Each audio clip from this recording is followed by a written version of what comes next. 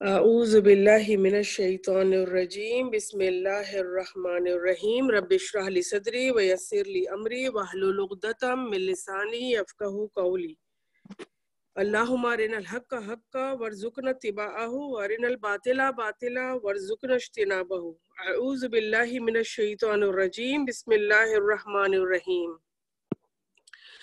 آیت نمبر 21 سے ہم لوگ شروع کر رہے ہیں۔ یا ایھا الذین آمنوا لا تتبعوا خطوات الشیطان ومن یتبع خطوات الشیطان فإنہ یأمر بالفحشاء والمنکر ولولا فضل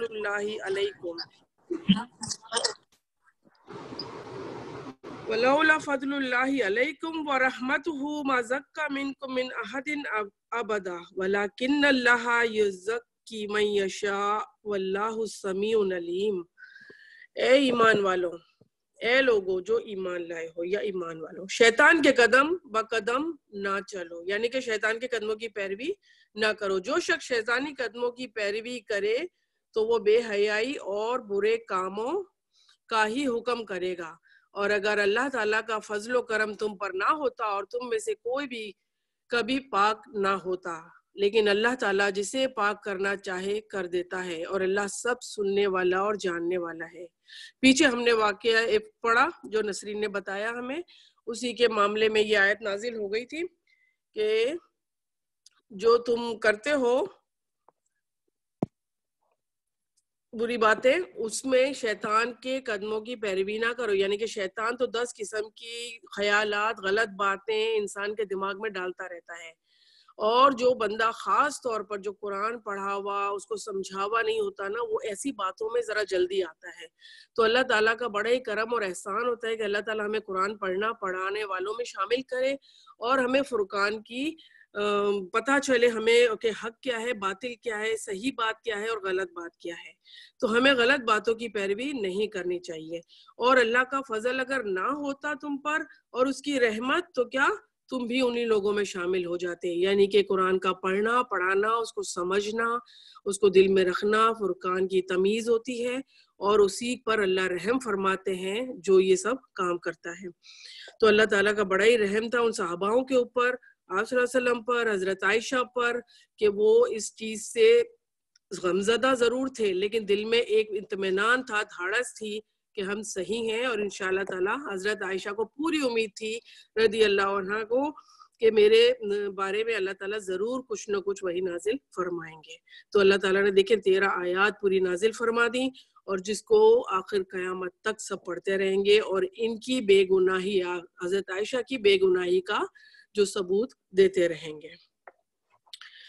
تم سب میں سے جو بزرگی اور کشادگی والے ہیں، انہیں اپنے قرابت داروں اور مسکینوں اور مہاجروں کو کوئی سبیل اللہ دینے سے قسم نہ کھا لینی چاہیے، بلکہ معاف کر دینا اور درگزر کر لینا چاہیے۔ کیا تم نہیں چاہتے کہ اللہ تعالیٰ تمہارے قصوروں کو معاف کر دے؟ اللہ قصوروں کو معاف فرمانے والا اور بڑا مہربان ہے۔ اور یہ آیت کس کے لیے نازل ہوئی تھی؟ حضرت ابوبکر صدیق رضی اللہ عنہ کے لیے۔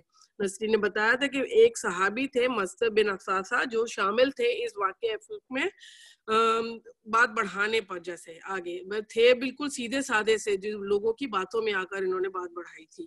تو حضرت ابو بکر کو جب پوری بے گناہی کا وحی آ گئی، سب ہو گیا، ثبوت مل گیا ان کو، تو حضرت ابو بکر نے کہا کہ اب میں اس بندے کو جو میں وظیفہ دیا کرتا تھا اب میں نہیں دوں گا۔ تو یہ آیت نازل ہو گئی کہ اللہ تعالیٰ فرماتے ہیں، اللہ تعالیٰ دیکھیں کتنا رحیم ہے۔ واقعہ بہتان، یہ پورا بہتان کا واقعہ تھا، واقعہ پاک، اور اللہ پاک کہتے ہیں کہ 4 گواہ لاؤ، پھر بات کو وہ جو ہوگا نا اس کا حاکم وہ دے گا، بات سنے گا اور سزا دے گا۔ عام بندوں کو تو اس میں بولنا، بات پھیلانا تو دور کی بات ہے، اجازت ہی نہیں ہے۔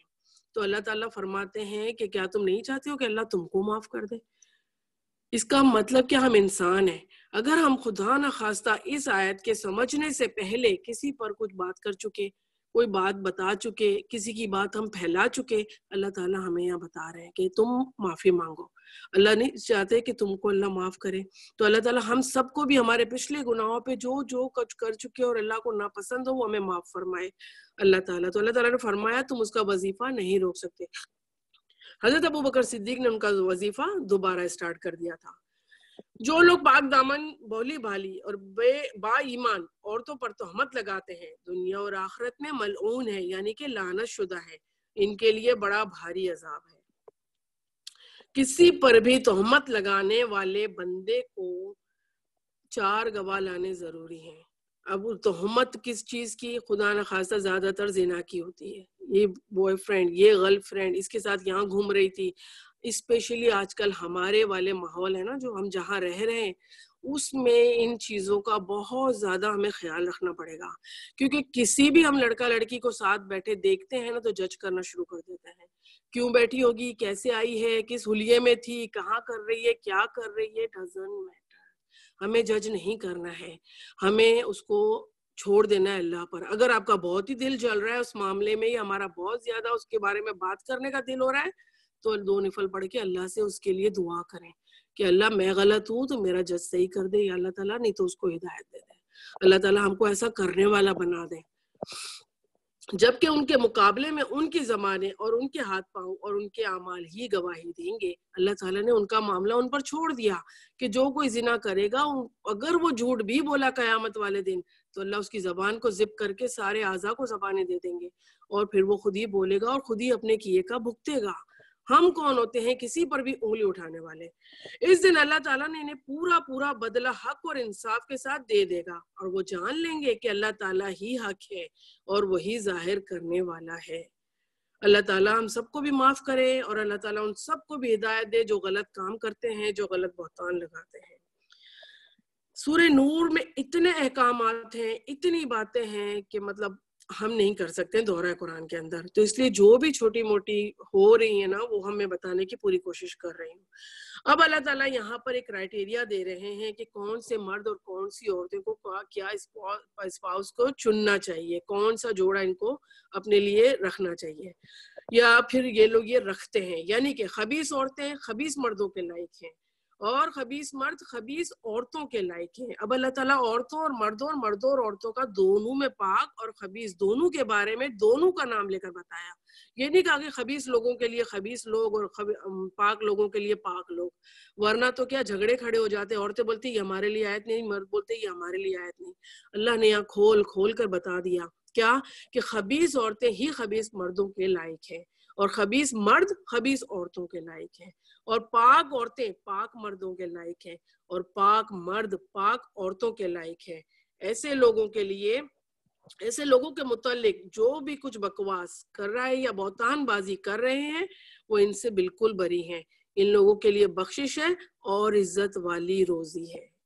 یہ دیکھا جاتا ہے اللہ کی آیت نازل کر دی، اللہ کی باتیں 100 سے 200% کریکٹ ہے، الحمدللہ۔ اللہ تعالیٰ نے بعض غلط کاموں میں لوگوں پڑی ہوئی عورتوں یا غلط کاموں میں پڑے ہوئے مردوں کا جب اللہ تعالیٰ ارادہ کرتا ہے نا کہ اللہ تعالیٰ ان کو ہدایت دے دے، ہو سکتا ہے ان کی کسی نیکی کی وجہ سے یا کسی بھی بات کی وجہ سے، تو اللہ تعالیٰ ان کو نیک لوگوں سے ملا دیتا ہے یا ان کے نیک اسپاؤس سے ملا دیتا ہے۔ اور پھر ہوتا کیا ہے، ہمارے سامنے کی مثالیں ہیں کہ مطلب جو غلط چیزوں میں بہتان کی بات نہیں کر رہی، لیکن وہی الٹی سیدھی حرکتوں میں اور بغیر حجاب کے گھومنا کرنا اور گانے سننا اور ہر چیز میں وہ مطلب انوالو تھی، لیکن اس کو ایک ایسا بندہ مل گیا جو دین پر چلنے والا تھا، اور اس بندے نے جو واقعی دین پر چلنے والا تھا اپنی بیوی کی عزت اور تکریم کی، اس نے اس سے محبت کی، اور آج وہ عورت پوری ہاتھوں پاؤں کے پردوں کے ساتھ ہوتی ہے۔ یہ ہمارے سامنے دیکھنے والی باتیں ہیں۔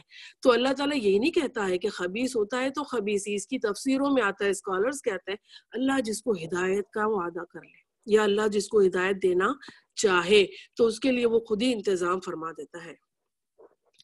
نیکسٹ آیت پہ چلتے ہیں، اے ایمان والوں اپنے گھر والوں کے سوا۔ اب یہاں پر ہمیں طریقہ سکھایا جا رہا ہے کہ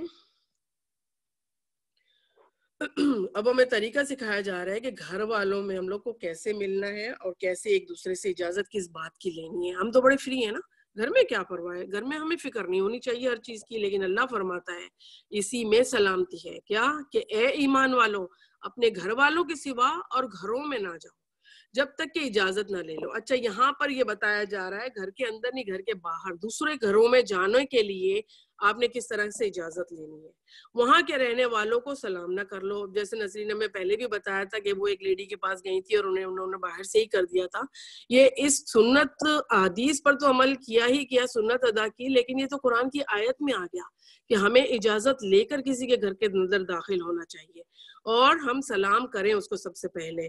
یہی تمہارے لیے سراسر بہتر ہے تاکہ تم نصیحت حاصل کرو. آپ صلی اللہ علیہ وسلم کی کچھ احادیث بتاؤں گی اس میں کہ 27 آیا. آپ صلی اللہ علیہ وسلم نے فرمایا کہ کسی کے گھر میں بغیر اجازت کے تم داخل نہیں ہو سکتے. 3 دفعہ سلام کرنے کا حکم ہے. اور پھر کیا کہا ہے کہ اگر وہ جواب نہ دے تو واپس لوٹ جاؤ. اور دوسری بات, اگر وہ جواب دیتا بھی ہے اور کہتا ہے کہ آپ واپس چلے جاؤ تو آپ ہمارے اوپر فرض بنتا ہے کہ ہم لوگ بغیر بڑبڑائے واپس چلے جائیں. اور تیسری بات آپ صلی اللہ علیہ وسلم نے فرمایا, تیسری بات یہ ہمارے یہاں پر گھروں میں دیکھتے ہیں ہم مین ڈور پر دروازوں میں شیشے وغیرہ لگے ہوتے ہیں جس سے ہم آسانی سے گھر کے اندر جھانک سکتے ہیں. کبھی کبھی جلدی میں یہ غلطی ہوتی ہے اور کہ کوئی دروازہ بجا رہا ہے, مسلسل گھنٹیاں بجا رہا ہے, کوئی دروازہ کھول نہیں رہا تو جھانکنا شروع کر دیا کہ کوئی آ رہا ہے یا نہیں آ رہا ہے. یہ اتنی بڑی بات ہے, اللہ تعالیٰ کھول کھول کر ہمیں بتاتے ہیں کہ یہ چیز بھی نہیں کرنی. آپ صلی اللہ علیہ وسلم نے فرمایا کہ ایک بار آپ صلی اللہ علیہ وسلم گھر کے اندر تھے اور کوئی باہر آیا آپ صلی اللہ علیہ وسلم سے بات کرنے کے لیے, تو دروازے ہلکا سا نوک ٹائپ کا کیا, دروازے تو تھے نہیں اس وقت, کے پردہ تھا یا جو بھی تھا, سلام کیا اس نے, لیکن اس میں سے جو سوراخ تھا نا دیوار میں اس نے دیکھنا شروع کر دیا. اب آپ صلی اللہ علیہ وسلم نے تھوڑی دیر کے بعد اس کو جواب دیا اور پھر بات چیت ہوئی. بولا کہ میں آپ کو دیکھ رہا تھا سوراخ میں. تو آپ صلی اللہ علیہ وسلم نے فرمایا اگر مجھے پتا ہوتا نا کہ تم مجھے دیکھ رہے ہو اس سوراخ سے تو میں اسی سوراخ میں اپنی سلائی یعنی اس سلائی سے آپ صلی اللہ علیہ وسلم جو اپنے سر کو اور یہ صحیح کیا کرتے تھے یا کھجایا کرتے تھے تو بولا وہ میں سوراخ میں ڈال کے تمہاری آنکھ پھوڑ دیتا. یعنی کہ اتنا بڑا ناپسندیدہ فعل ہے یہ. اللہ تعالیٰ ہم لوگوں کو بچا کر رکھے اس چیز سے اور اللہ تعالیٰ ہم لوگوں میں صبر و پیشنٹ عطا فرمائے. اور کیا فرمایا اللہ تعالیٰ نے فرمایا بہتان باز کر رہے تھے, اس سے بالکل بری ہیں, ان کے لیے بخشش. ایمان والو اپنے گھر والوں کے سوا گھروں میں نہ جاؤ جب تک کہ اجازت نہ لے لو, وہاں کے رہنے والوں کو سلام نہ کر لو, یہی تمہارے لیے سراسر بہتر ہے تاکہ تم نصیحت حاصل کرو. اگر وہاں تمہیں کوئی بھی نہ مل سکے تو اجازت ملے بغیر اندر مت جاؤ, اور اگر تم سے لوٹ جانے کو کہا جائے تو تم لوٹ ہی جایا کرو, یہی بات تمہارے لیے پاکیزہ ہے. جو کچھ تم کر رہے ہو اللہ تعالیٰ خوب جانتا اور دیکھنے والا ہے. ہاں, غیر آباد گھروں میں جہاں تمہارا کوئی فائدہ یا اسباب ہو جانے پر تم پر کوئی گناہ نہیں, تو تم میں سے کچھ ظاہر کرتے ہو جو کچھ چھپاتے ہو اللہ تعالیٰ سب کچھ جانتا ہے. اب بے آباد گھر کا مطلب کوئی ٹوٹی پھوٹی جگہ پہ آپ جا رہے ہو, کوئی راستے میں ہیں, کوئی سفر کر رہے ہیں. پہلے تو اونٹوں گھوڑوں پر سفر ہوتا تھا, کوئی غیر آباد جگہ دیکھ کے لوگ سائے کے لیے بیٹھ جایا کرتے تھے, کوئی گھاس وغیرہ اٹھی ہوتی تھی تو اس میں گھاس وغیرہ توڑنے کے لیے لوگ گھس جایا کرتے تھے گھروں کے اندر. تو اللہ تعالیٰ نے فرمایا وہ آپ کر سکتے ہو, لیکن آباد والی جگہ پر چاہے کوئی بھی ہو, کوئی رہتا ہو بندہ, کسی کی پرسنل پراپرٹی ہو, اس میں آپ نے اجازت لے کر جانا ہے. مسلمان مردوں سے کہو کہ اپنی نگاہیں نیچی رکھیں. اب آیت نمبر 30 میں ہم دیکھیں گے اللہ تعالیٰ نے ہمیں جو حکم دیے, اور مسلمانوں کی بات ہوئی ہے, مردوں سے پہلے بات ہو رہی ہے, ٹھیک ہے, ڈائریکٹ پہلے عورتوں سے بات نہیں ہو رہی کہ عورتوں کو شکایت ہو جائے کہ اللہ پاک ہمیشہ عورتوں کو ہی بولتے ہیں کیا, نہیں, مردوں سے بات ہو رہی ہے. اور یہ پہلا جملہ آ گیا کیا کہ مرد اپنی نگاہیں نیچی رکھیں. مرد اگر اپنی نگاہیں نیچی رکھے گا نا تو اگر کسی عورت سے غلطی بھی ہو گئی ہوگی اپنی پردے کو پورا نہ کرنے میں نا, تو بھی وہ خطرہ پھیلنا نہیں ہے. اللہ تعالیٰ پہلے مردوں سے فرماتے ہیں, مردوں کو کہتے ہیں اپنی نگاہیں نیچی رکھیں اور اپنی شرم گاہوں کی حفاظت کریں. شرم گاہوں کی حفاظت کرنا مرد کے لیے لازمی ہے, کیوں کہ اللہ تعالیٰ نے مرد میں شہوت کو زیادہ رکھا ہے. ان کو اپنی اس چیز پر کنٹرول کرنے کے لیے اللہ تعالیٰ نے ان کو یہ بات بتا دی کہ اگر کنٹرول کرنا ہے تو اپنی نگاہوں کو نیچے رکھنا پڑے گا. ان کے لیے یہی پاکیزگی ہے. جو لوگ جو کچھ کریں گے اللہ تعالیٰ سب سے خبردار ہے, یعنی کہ اللہ تعالیٰ کو سب پتا ہے کہ آپ نے نگاہیں اونچی رکھی تو آپ کے دماغ میں خیالات کیا کیا ہے. ہر چیز جو اندر باہر اللہ تعالیٰ سب کچھ دیکھ رہا ہے اور جانتا ہے. سب سے پہلی بات تو ہمیں یہ اتنا اعتقاد ہی نہیں ہے کہ اللہ پاک ہر چیز دیکھ رہا ہے. تبھی تو ہم اتنے گناہ اور غلطیاں کر دیتے ہیں نا. اللہ تعالیٰ اگر ہم یہ ایک چیز پر اعتقاد ہو جائے نا, ہمارا عقیدہ پکا ہو جائے کہ اللہ پاک 24/7 ہر وقت ہمارے اندر باہر کے حالات سن رہا ہے, دیکھ رہا ہے, تو انشاءاللہ تعالیٰ اللہ ہماری مدد فرمائیں گے اور ہم سے کوئی غلطی نہ ہوگی. اب اللہ تعالیٰ کہتے ہیں کہ مسلمان عورتوں سے کہو کہ وہ اپنی نگاہیں نیچی رکھیں. اب مسلمان عورتیں بھی نگاہیں نیچی رکھیں گی تو پھر نگاہیں ملنے کا سوال ہی نہیں ہے. لوگ باقاعدہ پورے پردے کرتے ہیں, منہ کے بھی, آنکھیں کھلی ہوتی ہیں خالی. اب یہاں پر دیکھا جائے تو آنکھوں کا ہی کام ہے کہ آنکھوں سے آنکھیں ملتی ہیں اور انسان اگلے گناہ پر سوچنے پر آمادہ ہوتا ہے. اسی لیے اللہ تعالیٰ نے جو پہلا جملہ مرد اور عورتوں کے لیے حکم دیا, یہی کہا کہ سب سے پہلے نگاہیں نیچے رکھو. اب ایسا بھی نیچے نہ رکھیں کہ ہم لوگ اپنا راستہ ہی بھول جائیں. اپنے اندر کی نگاہ کو بند کر کے رکھو کہ وہ دوسروں کی طرف, کسی بھی نامحرم کی طرف, کسی کی بھی طرف سوائے اپنے شوہر کے, اور مردوں کے لیے سوائے اپنی بیویوں کے, تو کسی اور کی طرف غلط نظر نہ اٹھے. مسلمان عورتوں سے کہو کہ وہ اپنی نگاہیں نیچے رکھیں اور اپنی عصمت میں فرق نہ آنے دیں. عصمت کیا عزت ہوتی ہے, اور عزت کس کس چیز سے جھلکتی ہے عورت کی؟ ایک تو پورے باڈی پارٹ سے, اوپر سے زبان سے. آپ زبان میں لوچ اور اس طرح سے بات بنا بنا کر کسی نامحرم سے بات کریں گے, ڈیفینیٹلی اس کے دل میں, دماغ میں کوئی برے خیالات, کوئی بری بات آئے گی, کیونکہ یہ رکھا ہوا ہے اور یہ اللہ کا حکم ہے کہ ہم لوگوں کو اپنی زبان میں لوچ پیدا نہیں کرنا ہے نامحرموں سے بات کرتے وقت. ہر چیز میں ایک عزت ہوتی ہے, اور ایک عزت انسان کو, عورتوں کو اپنی برقرار رکھنی چاہیے. اور اپنی زینت کو ظاہر نہ کریں. زینت کو ظاہر کرنے سے کیا مراد؟ چلے جو پردہ بھی کرتے ہیں نا, لیکن بعض ہم لوگ, اللہ ہی ہمیں معاف کر دے اور اللہ تعالیٰ ہمیں بچا کر رکھے اور آئندہ ہمیں عمل کرنے والا بنا دے کہ اللہ ہم سے جتنے گناہ ہوتے ہیں ہمیں معاف فرما دے, کہ جو اپنی زینتوں کو ظاہر کر کے, ہیلوں کو کھٹکھٹا کے, اور پاؤں میں پائل, چوڑیاں کھنکتی ہوئی اور بالیں لٹک رہی ہیں, وہ پورا حجاب کرتی ہیں, لیکن سائڈ پہ جو ٹاپس ہوتے ہیں بندے نظر آ رہے ہوتے ہیں, ماتھے پہ ٹیکے نظر آ رہے ہوتے ہیں.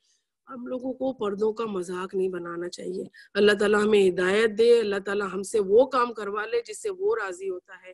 اور اللہ تعالیٰ نے ہمارے ہاتھوں میں قرآن کو پکڑا دیا. یہ کوئی معمولی بات نہیں ہے کہ آج اللہ ہم کو بٹھا کر ہم سے بات کروا رہا ہے, کہ ہم لوگوں کو لوگوں کی ہدایت کا ذریعہ, لیکن کل اللہ ہم سے ناراض ہو خود سے کہ تو نے لوگوں کو بتایا میری بات کو, لیکن خود پر عمل نہ کیا. اللہ تعالیٰ مجھے عمل کرنے والا بنا دے, آمین. یعنی کہ زینتوں کو ظاہر نہیں کرنا ہے سوائے اس کے جو ظاہر ہو جائے. اب ہمارا انٹینشن نہیں تھا کہ ہمیں ظاہر کرنا ہے اس چیز کو, لیکن کبھی ہو جاتا ہے. بعض دفعہ برقعے ہم لوگ پہنتے ہیں تو بعض باڈی پارٹ ہمارے پورے ظاہر ہونے لگتے ہیں, کبھی کوئی بیٹھے اٹھے تو ہو جاتا ہے, نظر آ جاتی ہے, لیکن انٹینشنلی نہیں تھا وہ. تو اللہ تعالیٰ فرماتے ہیں کوئی بات نہیں. اور اپنے گریبانوں میں اپنی اوڑھنیاں کو ڈالے رکھو. یہ گریبان کی بات کی ہوئی. شیطان سب سے زیادہ عورتوں کا جو حصہ دیکھتا ہے نا, وہ ہپس ہے اور چیسٹ ہے.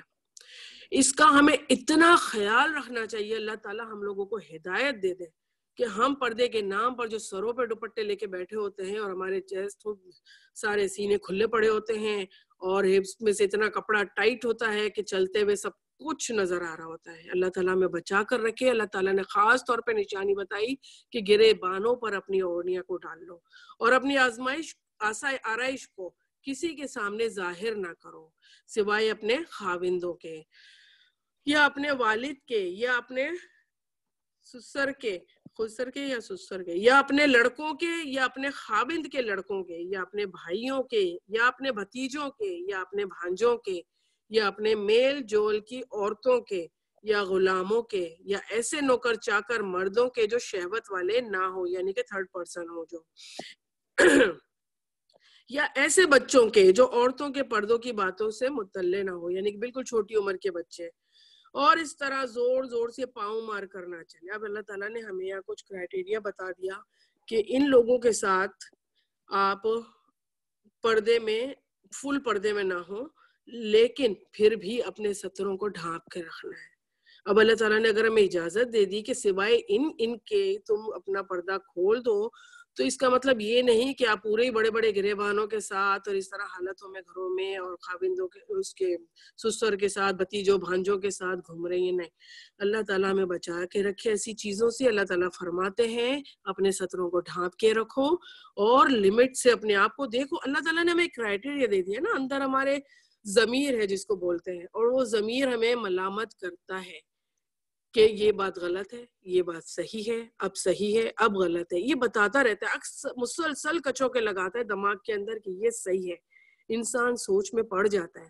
اس لیے اندر کا جو پورا دے دیا نا اللہ تعالیٰ نے, چھٹی حص جو بولتے یہ ہوگا یا ایسا ہونے والا ہے یا مجھے ایسا نہیں کرنا چاہیے, اس طرح کی چیزیں اپنے آپ کو روک لینا چاہیے اس چیز سے, اور پھر کنفرم کرے بندہ کہ آیا یہ صحیح ہے یا نہیں.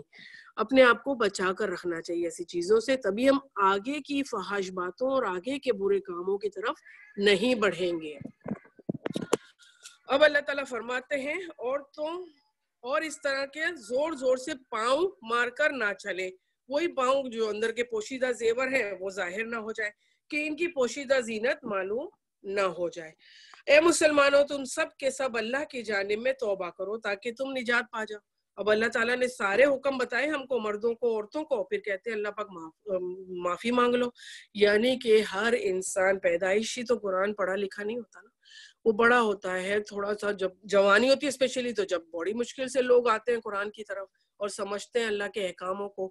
اور جس طریقے کے ماحول میں ہم لوگ رہ رہے ہیں اور جس طریقے کا ماحول اب ہو بھی چکا ہے پاکستان کا بھی یا جہاں کی بھی مسلم کنٹریز کا دیکھیں ہم, شیطان اپنے پورے قدموں کے ساتھ ان کو ساتھ لیے چل رہا ہے, ان کو ایک سیکنڈ کے بھی لیے نہیں چھوڑتا. ہم تو ابھی اپنے آپ کو چھوڑ دیتے ہیں تھوڑی دیر کے لیے, لیکن شیطان ایک سیکنڈ بھی آنکھ نہیں جھپکتا, وہ ہم کو ساتھ لے کر چلنا چاہتا ہے اور ہر وہ چیز کروانا چاہتا ہے جو شیطانی ہوتی ہے. اللہ تعالیٰ فرماتا ہے اگر غلطیاں ہو گئی ہوں تو توبہ کر لو. اللہ تعالیٰ نے فرمایا ہے, آپ صلی اللہ علیہ وسلم کی حدیث کا مفہوم ہے کہ ایک انسان پورے گناہ زمین سے لے کے آسمان تک لے کر آئے گا اور وہ شرمندہ ہے اور اس نے توبہ اگر کر لی ہوگی اپنی زندگی میں تو میں اس کو معاف کر دوں گا. تو اللہ تعالیٰ تو اتنا رحیم ہے, اللہ کی رحمت اس کے غضب پر چھائی ہوئی ہے. یہ ہم کتنی دفعہ پڑھ چکے ہیں, لیکن کبھی فیل کیا اس کو کہ اللہ تعالیٰ آج میں جو چل رہی ہوں پھر رہی ہوں, اللہ تعالیٰ نے مجھے اتنی نعمتیں دی ہوئی ہیں, اللہ تعالیٰ نے ہر طرح کی آسائشیں دی ہوئی ہیں. کیوں؟ کیا میں بہت چاہیے تھی ہوں اللہ کی؟ نہیں, اللہ تعالیٰ ہم سے معافی منگوا کر ہمیں پاک کرنا چاہتا ہے. اللہ چاہتا ہے کہ اس کے ساتھ, ان نعمتوں کے ساتھ اپنے آپ کی معافی مانگ لو اور پاک صاف ہو کر میرے پاس آؤ, میں نے تمہارے لیے جہنم نہیں بنائی ہے. قرآن میں ایک جگہ اللہ تعالیٰ فرماتے ہیں مومنوں میں نے تمہارے لیے جہنم تھوڑی بنائی ہے, تم کیوں اس میں آنا چاہتے ہو. اتنے پیار سے اللہ پاک نے کہا ہے کہ مطلب ہم کو اللہ تعالیٰ اپنی جنت کی طرف بلاتے ہیں. اور انشاءاللہ تعالیٰ ہم سب قرآن پڑھنے پڑھانے والے انشاءاللہ اسی طرح ہم وہاں پہ تختوں پہ تکیے لگائے بیٹھیں گی اور سب مل کر ایک دوسرے سے باتیں کریں گی آج کی طرح انشاءاللہ. تم میں سے جو مرد اور عورت بے نکاح کے ہوں تو ان کا نکاح کر دو, اور اپنے نیک بخت غلام اور لونڈیوں کا بھی. اب یہاں پہ مجرد کی بات آ رہی ہے. مجرد کون سے لوگ ہوتے ہیں؟ ہر وہ, ایک ڈیفینیشن دے دوں گی سمپل بنا, ان کی تفسیریں اور احادیث اور اتنی ہے کہ بندہ ہم حق ادا نہیں کر سکتے. سب سے پہلے کوئی بھی مرد ہو کوئی بھی عورت ہو, اگر اس بالغ ہے, اگر وہ بالغ ہے, دیٹس مین اب اس کو اب شادی کی ضرورت ہے تو اس کی شادی کر دو. اب اس کے اندر سارے کنوارے بھی آ جاتے ہیں لوگ اور طلاق یافتہ بھی لوگ آ جاتے ہیں, کوئی بیوہ عورتیں اور آدمی بھی آ جاتے ہیں, ہر بندہ آ جاتا ہے اس سے جو بالغ ہو اور جس کے پاس اپنا اسپاؤس نہ ہو. یہ ہونا ضروری ہے. تو اللہ تعالیٰ فرماتے ہیں ایسے لوگوں کا کر دو.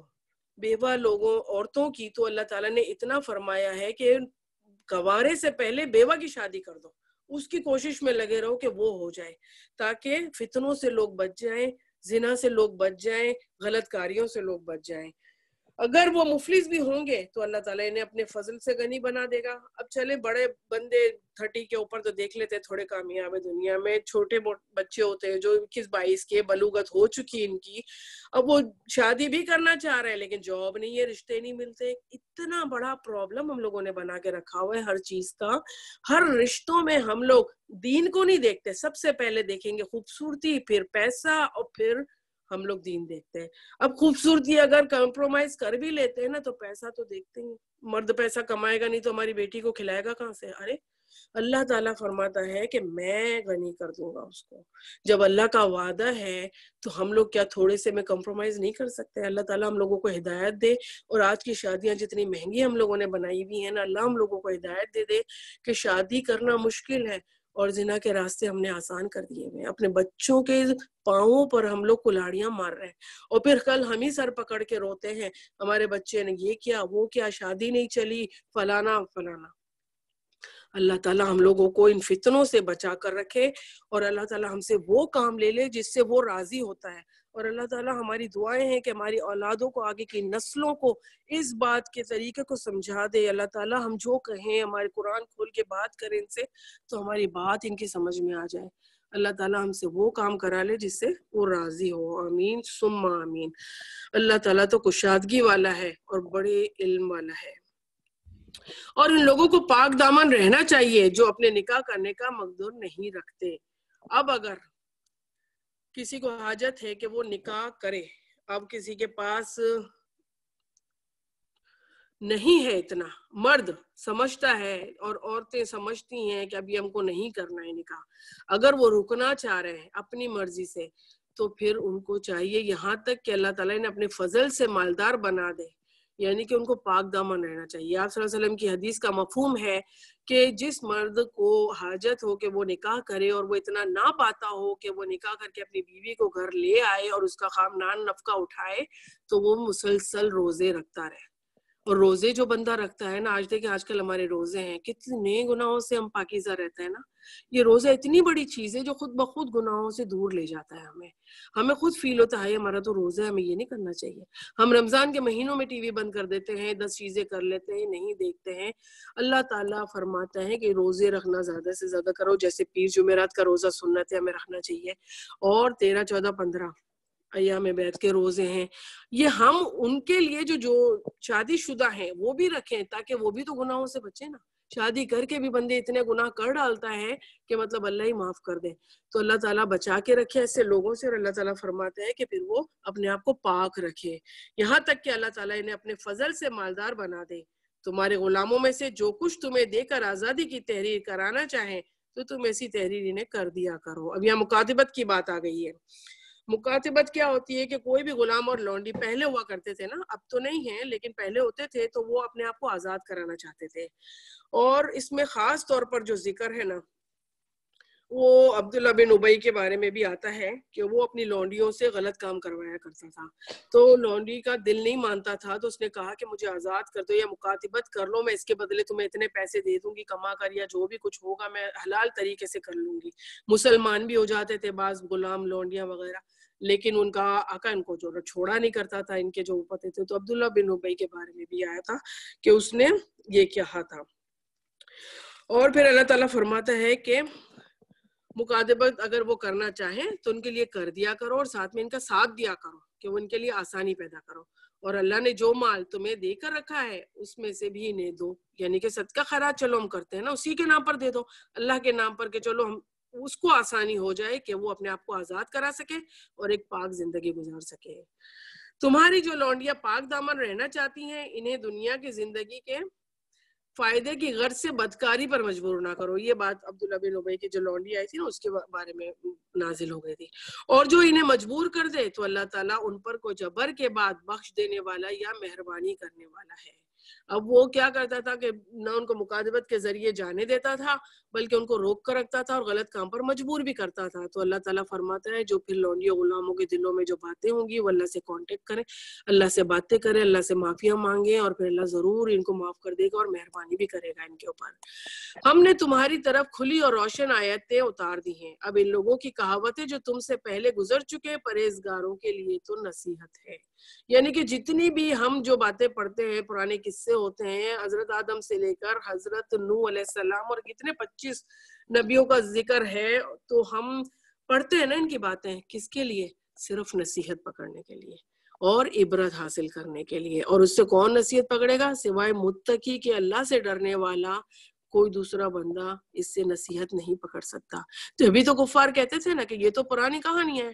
تو آپ صلی اللہ علیہ وسلم یہی آیت ساتھ میں نازل ہوتی کہ پرہیزگاروں کے لیے ہی نصیحت ہے. اب جو آیت نازل آ رہی ہے وہ نور کی ہے. اتنی تفاسیر ہیں اس چیز کی کہ ہم دورہ قرآن میں نہیں کر سکتے. اللہ تعالیٰ میں بچا کر رکھے. نور 3 قسم کا ہوتا ہے. یہاں پہ نور کا میں بات کرتی ہوں، تھوڑی سی میں یہ پوری مثال پڑھ لوں گی، پھر تھوڑا سا جو سمجھا سکتی ہوں. اللہ نور ہے آسمانوں کا اور زمین کا، یعنی کہ اللہ ہے نا، ہر جگہ پر اللہ ہے. اللہ ایک نور ہے اور اللہ ہر جگہ پر ہے.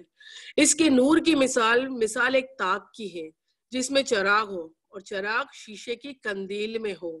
شیشہ مثل چمکتے ہوئے روشن ستارے کے جیسا ہو، اور چراغ ایک بابرکت درخت زیتون کے تیل سے جلایا جاتا ہو، جو درخت نہ مشرقی ہے نہ مغربی. خود وہ تیل قریب ہے کہ آپ ہی روشن کر دینے لگے، اگرچہ اسے آگ بھی نہ چھوئے. نور پر نور ہے. اللہ تعالیٰ اپنے نور کی طرف رہنمائی کرتا ہے جسے بھی چاہے. لوگوں کے سمجھانے کو یہ مثالیں اللہ تعالیٰ بیان فرما رہا ہے، اور اللہ تعالیٰ ہر چیز کے حال سے بخوبی واقف ہے. اب نور کتنی نور 3 قسم کا ہوتا ہے.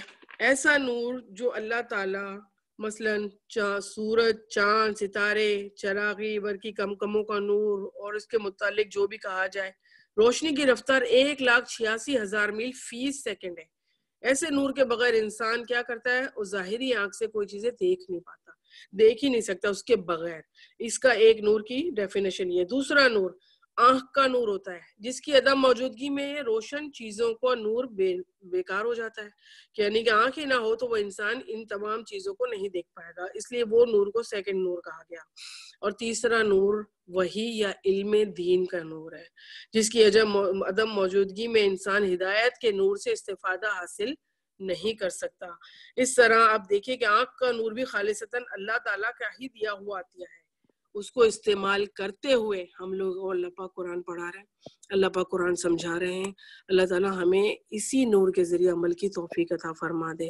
اللہ تعالیٰ چھوٹی چھوٹی مثالیں دے کر ہم کو سمجھاتے ہیں کہ یہ نور جو قرآن کا، دین کا، علم کا، اس کا کتنا ضروری ہے ایک انسان کے لیے، اور بلکہ وہ اسی کا راہ حیات ہے، وہ کہ وہ اس کے ذریعے اپنی زندگی کو بہتر کرے. زیتون کا درخت، اس کا زیادہ تر دھوپ میں رہتا ہے، وہ نہ مشرقی رہتا ہے نہ مغربی. یہ نہیں کہتے اس کے بارے میں، زیتون کے درخت کے بارے میں، کہ اس کو یا تو ٹھنڈی چھاؤں میں رکھو یا تو فل دھوپ میں ہی رہنے دو. نہیں، وہ ایسی جگہ دھوپ میں بیچ میں کھڑا ہوتا ہے جہاں چھاؤں بھی آ رہی ہوتی ہے، دھوپ بھی آ رہی ہوتی ہے، یعنی بیچ کا ہوتا ہے. اور اس میں پھل اتنا ہوتا ہے، اور اس کا تیل جو نکلتا ہے نا وہ دیر پا ہوتا ہے، زیادہ دیر تک چلتا ہے. اگر اس تیل کا دیا بھی جلایا جائے نا تو کافی دیر تک چلتا ہے وہ دیا. تو اللہ تعالیٰ نے زیتون کے درخت کی مثال فرمائی. اب ہم آگے پڑھتے ہیں. ان گھروں میں جن کے بلند کرنے یا جن میں اپنے نام کی یاد کا اللہ تعالیٰ نے حکم دیا. اب ایسے کون سے گھر ہوتے ہیں؟ مسجدیں ہوتی ہیں. بعض لوگ مسجدیں محلے میں قریب میں نیبرہڈ میں نہ ہونے کے بعد اپنے گھروں میں مسجدیں بنا لیتے ہیں. وہ مسجدیں جہاں پر اللہ کا نام ذکر کیا جائے. ہماری بھی وہ چھوٹی سی مسجد جہاں میں گھر کا ایک کونا ہم نے پکڑا اور ہم وہاں پر بیٹھ کر عورتیں نماز پڑھتی ہوں، ذکر کرتی ہوں. یہ سارا جس میں اللہ نے حکم دیا، وہاں صبح و شام اللہ تعالیٰ کی تسبیح بیان کرتے ہیں. ایسے لوگ جنہیں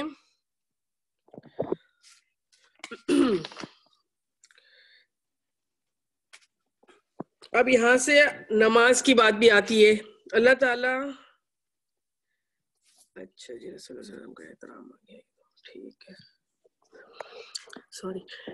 ایسے لوگ جنہیں تجارت اور خرید و فروخت اور اللہ کے ذکر سے اور نماز کے قائم کرنے اور زکوٰۃ ادا کرنے سے غافل نہیں کرتی، اس دن سے ڈرتے ہیں جس دن وہ بہت سے دل اور بہت سی آنکھیں الٹ پلٹ ہو جائیں گی. کون سا دن؟ قیامت کا، یوم فرقان کا دن، اور اللہ تعالیٰ حق اور باطل کو جان لینے کا دن. اس وقت ہمیں صحیح سے نظر آئے گا کہ کیا کچھ عمل ہم نے دنیا میں کیا اور کیا ہم لے کر آئے ہوئے ساتھ میں. اب تجارت اور خرید و فروخت کا وقت آتا ہے تو کیا نمازیں ضائع کر دیتے ہم لوگ. اب تو اللہ کا شکر ہے، اللہ نے دین کی سمجھ دی بھی ہے. کہیں بھی جا کر بندہ یہاں تو پڑھتا ہے، پاکستان کی بازاروں میں الحمدللہ ہر جگہ ان لوگوں نے مساجد کھولی ہوئی ہیں کہ عورتیں بھی آسانی سے جا کر اب نماز ادا کر سکتی ہیں. اللہ کا بڑا ہی احسان، بڑا ہی کرم ہے. اللہ تعالیٰ ہم لوگوں کی نمازوں کو کبھی بھی ضائع نہ ہونے دے اور ہمیں زکوٰۃ خیرات ادا کرنے والا بناتا رہے. اور اللہ تعالیٰ فرماتے ہیں اس ارادے سے کہ اللہ انہیں ان کے اعمال کا بہترین بدلہ دے گا، بلکہ اپنے فضل سے اور وہ کچھ زیادتی عطا فرمائے گا۔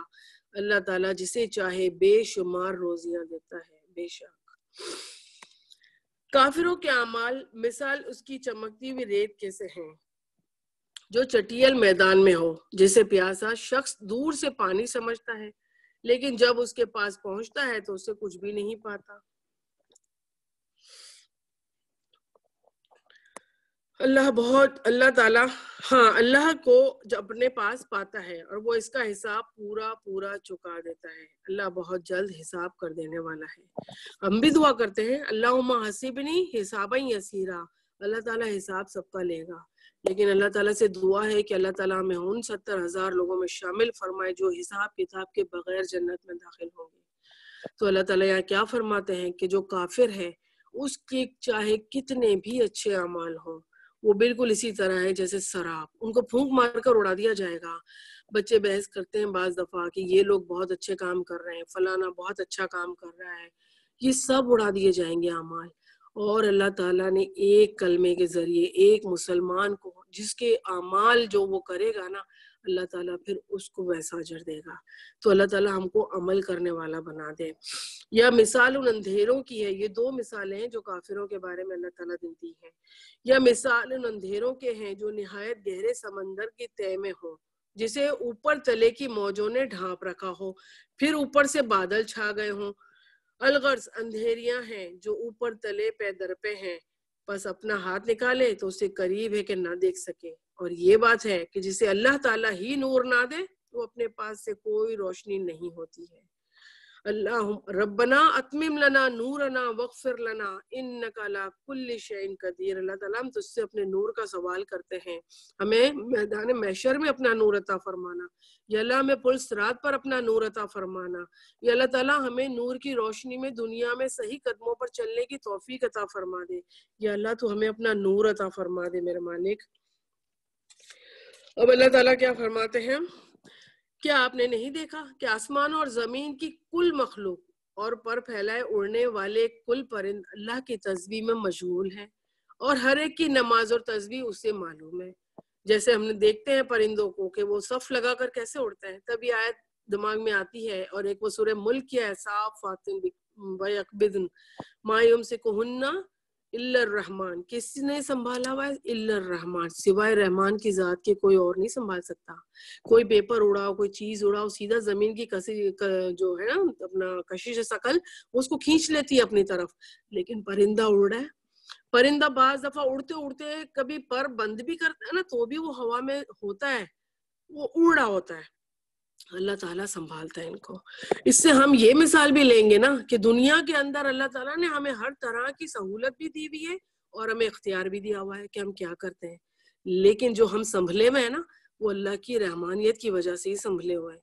اور اللہ نے آج ہمارے کو جو قرآن پڑھایا ہے نا اور سکھایا ہے نا اور سمجھایا ہے، یہ سب اللہ کی رحمت کے نتیجے ہیں۔ ورنہ پہلی آیت میں ہم پڑھ چکے شروع جب میں نے کیا تھا کہ اللہ نہ چاہتا تو تم کو وہ پاک نہ کر سکتا تھا۔ اللہ تعالیٰ ہمیں پاک کرے اور ہمیشہ کے لیے ہمیں پاک رکھے اور ہماری نسلوں کو پاک رکھے۔ اور زمین و آسمان کی بادشاہت تو اللہ ہی کی ہے، اللہ تعالیٰ ہی کی طرف لوٹ کر جانا ہے۔ یہاں دو باتوں میں اللہ تعالیٰ نے پورا کنکلوژن کر دیا۔ کس بات کا؟ انسان پیدا ہوا، اپنی زندگی گزاری، پوری بادشاہت تو اللہ کی تھی، انسان نے اللہ کی محکومیت میں اپنی زندگی گزارنی ہے، لیکن پھر کیا سوچ کر کہ لوٹنا تو رب کے پاس ہی ہے، جانا تو وہی ہے، رہنا تو وہی ہے اور دائمی زندگی بھی وہی ہے۔ تو یہاں پہ اگر تھوڑے سے فیشن کم کر لوں گی، تھوڑی برانڈڈ کم لے لوں گی، صدقہ خیرات زیادہ کر دوں گی، اپنے دل کو اپنے نفس کو تھوڑا کنٹرول میں رکھوں گی تو وہ تو جنتیں مل جائیں گی مجھے، جہاں ہر جمعے کو بازار لگے گا اور وہاں سے پھر میں جو چاہے گا وہ خریدوں گی۔ تو اللہ تعالیٰ فرماتا ہے لوٹنا تو میرے پاس ہے جو کہ دائمی ہے وہ زندگی۔ کیا آپ نے دیکھا نہیں کہ اللہ تعالیٰ بادلوں کو چلاتا ہے؟ اب اللہ تعالیٰ بتاتے ہیں، ہماری آنکھیں کائنات کی طرف روشنی دکھاتے ہیں ہمیں، وہ نور ہے جو ہمیں یہ دکھاتا ہے، جو روشنی فرقان ہے جو ہمیں بتاتی ہے، حق اور باطل دکھاتی ہے کہ یہ جو بت ہمیں جو نظر آتے ہیں نا، جن کو لوگ پوچھتے ہیں یہ باطل ہے، ہمیں نظر آتا ہے، ضمیر ہمارا کہتا ہے یہ غلط ہے، اور جو یہ بادل ہے کون چلا رہا ہے؟ کوئی انسان چلا سکتا ہے؟ کوئی بارش کوئی انسان کر سکتا ہے؟ کوئی سورج نکال سکتا ہے؟ کوئی چاند ستارے لگا سکتا ہے؟ کوئی ان سے کام لے سکتا ہے؟ اللہ تعالیٰ فرماتا ہے کہ یہ ساروں میں چلاتا ہوں، پھر انہیں ملاتا ہے، پھر انہیں تہ بتہ کر دیتا ہے، پھر آپ دیکھتے ہیں کہ اس کے درمیان میں سے مینہ برستا ہے، وہی آسمان کی جانب سے اولوں کے پہاڑ میں سے اولے برساتا ہے۔ اللہ کی شان ہے یہ۔ آپ دیکھیں 2 دن پہلے ہی یہاں پر کتنی دوپہر میں گرمی تھی کیٹی سائڈ ایریا میں، اور نارتھ سائڈ ایریا میں بڑے بڑے اولے گرے، اتنے بڑے اولے کہ ہتھیلی میں پورا آ گیا تھا۔ ایک پکچر بھیجی ہے فرینڈز نے۔ یہ اللہ کی کائنات پہ غور و فکر کرنے والی بات ہے۔ ہم نے شکر کیا اللہ نے کہ اللہ نے یہاں پر اولے نہیں برسائے، ورنہ کتنی ڈیمیج ہوتی چیزیں، لیکن جس پر برسائے وہ کیوں برسائے، یا پھر ہمیں دھوپ دی اللہ نے تو کیوں دی؟ ہم کبھی کبھی سوچنے پر لگے نا ان باتوں کو، تو اللہ کی کائنات میں اتنی چیزیں ہیں کہ ہم کو دوسری طرف سوچنے کا موقع ہی نہ ملے۔ ہم یہ چیزیں دیکھتے رہیں اور اس پر اللہ کو ڈھونڈتے رہیں تو اللہ تعالیٰ ہمارے دلوں کو ضرور پاک و صاف رکھے گا، اور ہم سے وہ کام لے گا جس سے وہ راضی ہوتا ہے۔ کیا آپ نے دیکھا نہیں ہے کہ اللہ تعالیٰ، اچھا ہم نے پڑھ لیا ہے، پھر جنہیں چاہے ان کے پاس انہیں برسائے، یعنی کہ جس کے پاس چاہے اللہ پاک اس سے وہاں برساتا ہے۔ وہ آپ نے قصہ سنا ہی ہوگا کہ حضرت موسیٰ جب اللہ سے کلام کرتے تھے، یا کوئی صحابی تھے یا کوئی تھے، آئی ڈونٹ نو، میں بھول رہی ہوں اس بات کو، انہوں نے دیکھا کہ بادل جمع ہوئے، اب جیسے مینہ برسے گی، لیکن وہ بادل وہاں نہیں برسے، وہ چل پڑے، تو وہ بندہ بھی ان کے ساتھ ساتھ بادلوں کے چل پڑا، وہ جا کے کسی ایک کسان کی کھیتی میں برسے۔ تو اس بندے نے کہا کہ بادل تو وہاں سے بنے ہوئے تھے، برسے تیرے پاس آ کے، تو ایسا کیا کرتا ہے؟ تو اس نے کچھ یہی کہا تھا کہ میں اپنے مال میں سے اللہ کا نکالتا ہوں حصہ۔ تو یہ وجہ ہے کہ اللہ تعالیٰ جہاں چاہتا ہے وہاں برساتا ہے، اب جہاں چاہتا ہے وہاں قحط نازل فرما دیتا ہے، اور جن سے چاہے ان سے انہیں ہٹا بھی دیتا ہے، قحط نازل ہو جاتا ہے، کھیتیاں نہیں ہوتی، اور چاہتا ہے اللہ پاک تو ایسی سیلاب برسا دیتا ہے اللہ تعالیٰ کہ ساری جو کھیتیاں بنی ہوتی ہیں وہ بھی تباہ و برباد ہو جاتی ہیں۔ مین وجہ یہ ہے کہ اللہ سے دور ہے۔ ہم لوگ اللہ سے دور ہوتے ہیں تو ہم پر مشکلات آتی ہیں۔ اللہ پاک قرآن میں ایک جگہ فرماتے ہیں کہ جو کوئی مصیبت پہنچی وہ تیرے کسب و اعمال کی وجہ سے پہنچی، لیکن جو رحمت ہے تیرے لیے وہ میری وجہ سے ہے۔ تو ہم سوچے جب بھی ہم پر کوئی مشکل آئے، کوئی پریشانی آئے، کوئی ایسی آزمائش آئے جو ہمیں دکھ دے رہی ہے، ہمیں پریشان کر رہی ہے، ہمیں سوچنا چاہیے کہ کہاں مجھ سے غلطی ہوئی ہے، کہاں مجھ سے اللہ پاک ناراض ہے، اور اللہ تعالیٰ ہمیں بچا کر رکھے ان چیزوں سے۔ اللہ تعالیٰ ہی ہے جو دن اور رات کو رد و بدل کرتا ہے۔ آنکھوں والوں کے لیے تو اس میں بڑی بڑی عبرتیں ہیں، یقیناً بڑی بڑی عبرتیں ہیں، اور تمام کے تمام چلنے پھرنے والے جانداروں کو اللہ تعالیٰ ہی نے پانی سے پیدا کیا۔ ان میں سے بعض تو اپنے پیٹ پر چلتے ہیں، بعض 2 پاؤں پر، اور بعض 4 پاؤں پر چلتے ہیں۔ اللہ تعالیٰ جو چاہتا ہے پیدا کرتا ہے، بے شک اللہ تعالیٰ ہر چیز پر قادر ہے۔ اللہ تعالیٰ کا یہ جملہ کہ اللہ جو چاہتا ہے پیدا کرتا ہے۔ اب اس میں تو تیرنے والے آ گئے جن کو ہماری آنکھیں سوچ نہیں سکتی ہیں۔ اب دیکھیں کبھی سی ڈال کر سمندر کو، اور اس کی تصاویر جو کھینچنے والوں نے کھینچی ہے، یا کیا کچھ اللہ تعالیٰ نے ڈالا ہوا ہے، کیا کچھ سمندر کی مخلوق ہے اور کیا کچھ دنیا کی مخلوق ہے۔ ہماری نظریں ان چیزوں کا احاطہ نہیں کر سکتی ہیں۔ اللہ تعالیٰ ہمیں اپنی قدر کرنے والا بنا دے، اور اللہ تعالیٰ ہم سے وہ عمل کرا لے جسے وہ پسند کرتا ہے۔ بے شک اللہ تعالیٰ ہر چیز پر قادر ہے، اللہ کل شیء قدیر۔ بے شک بلا شبہ ہم نے روشن اور واضح آیتیں اتار دی ہیں۔ اللہ تعالیٰ جسے چاہے سیدھی راہ دکھاتا ہے۔ اب ہم یہ نہیں کہہ سکتے ہم کو تو ہم راہ نہیں دکھائی ہے تو اللہ چاہتا ہی نہیں ہے کہ ہم سیدھی راہ پہ چلیں، نہیں۔ انسان اپنے اعمال سے یہ بات اللہ کو بتاتا ہے کہ آیا تو مجھے ہدایت دے یا نہیں دے۔ بعض دفعہ انسان منہ سے نہیں کہتا کہ اللہ تو مجھے ہدایت دے، تو مجھے ہدایت دے، اس نے نماز بھی نہیں پڑھی ہوتی، لیکن اللہ سے وہ ڈر رہا ہوتا ہے، کسی ایسے چیز سے وہ روک رہا ہوتا ہے، اپنے آپ کو تھوڑا سا ٹھیک کر رہا ہوتا ہے، اور پھر مصیبت پڑنے پر اس کو کس کو بلیم نہیں کرتا، وہ ڈائریکٹ اپنے آپ کو سوچ رہا ہوتا ہے کہ میں کیا کر رہا ہوں، کہاں غلطی ہے۔ کہیں نہ کہیں اللہ تعالیٰ ضرور کوئی اچھی بات دیکھتے ہیں بندے کو تو اس کو ہدایت عطا فرما دیتے ہیں، اور انسان کے اندر یہی باتیں اس کو اپنے اعمال کو سیدھا کرنے میں مدد دیتی ہیں۔ اور کہتے ہیں کہ ہم اللہ تعالیٰ اور رسول پر ایمان لائے اور فرما بردار ہوئے، پھر ان میں سے ایک فرقہ اس کے بعد بھی پھر جاتا ہے یہ ایمان والے ہے ہی نہیں. یعنی کہ ہم منافق کون ہوتا ہے؟ مسلمانوں میں منافق ہوتا ہے، اور وہ ایمان لانے کے بعد بھی پھر جاتے ہیں کہ ہم یہ کر سکتے ہیں، یہ کر سکتے ہیں، جیسے اس کی بات اجازت دی، حرام حلال کے فتوے لینے شروع کر دیتے ہیں. ان سب چیزوں کے بارے میں اللہ تعالیٰ ہمیں فرماتا ہے کہ اپنے ضمیر میں جھانکو اپنے ضمیر میں جھانکو، اور اللہ تعالیٰ ہمیں ضمیر کو ہمارے زندہ رکھے اور ہمیں جو سیدھا اور صحیح راستے پر چلنے کی توفیق عطا فرمائے، اور جو ہمیں حق پہچانتا ہو. ہاں اگر انہی کو حق پہنچتا تو وہ مطیع و فرما بردار ہو کر ان کی طرف چلے آتے. یعنی کہ سارے معاملات اگر ہمارے حق میں جا رہے ہیں تو ہم اللہ اللہ کرتے ہیں، اور اگر معاملات تھوڑے سے ہمارے خلاف جا رہے ہیں، کیونکہ اللہ کی آزمائش تو آنی ہے. قرآن میں ایک جگہ اللہ فرماتے ہیں کہ کیا تم مسلمان ہوئے ہو تو کیا تمہیں آزمائش کے بغیر ہی چھوڑ دیا جائے گا؟ نہیں، تمہاری آزمائش کی جائے گی. سورہ نمبر مجھے یاد نہیں ہے، پہلی آیت ہی ہے اس کی. تو یہ چیزیں ہونی بہت ضروری ہیں. ہماری آزمائش تو ہوگی، اللہ ہمیں یہ کرائٹیریا دے دے کہ ہم پہچان لے کہ آیا یہ ہماری آزمائش ہے یا ہمارا عذاب ہے. یہ جو کرونا وائرس ہے، اکثر ہم باتیں کرتے ہیں اس کی، میں نہیں چاہ رہی تھی اس کے بارے میں بات کرنا، لیکن لوگوں کی اتنی باتیں سنی ہیں یہ عذاب ہے، پھر کوئی بولتا ہے یہ آزمائش ہے، میں کہتی ہوں کہ اللہ تعالیٰ نے ہر انسان کو انڈیویجولی طور پر سیدھا کرنے کے لیے وائرس بھیج دیا ہے، کہ ہر انسان اپنے اندر جھانک رہا ہوتا ہے اور کیا غلط کر رہا ہے کیا صحیح کر رہا ہے، اور اسی سے انشاءاللہ اللہ لوگوں کو ہدایتوں پہ بھی رکھے گا اور انشاءاللہ عمل کی توفیق بھی دے گا. کیا ان کے دلوں میں کوئی بیماری ہے؟ کس کی بات ہو رہی ہے؟ منافقوں کی بات ہو رہی ہے کہ ان کے دلوں میں بیماری ہوتی ہے لوگوں کو جج کرنے کی، ہر ایک کو اپنی طرف سے لینے کی، یا اپنے ہر بے عملی کی باتوں کو دوسروں پر ڈالنے کی، یا یہ شک و شبے میں پڑے ہوئے ہیں، یا انہیں اس بات کا ڈر ہے کہ اللہ تعالیٰ ان کا رسول ان کی حلف تلفی نہ کریں گے. بات یہ ہے کہ یہ لوگ خود ہی ظالم ہیں. اب یہ کس کی طرف اشارہ ہے؟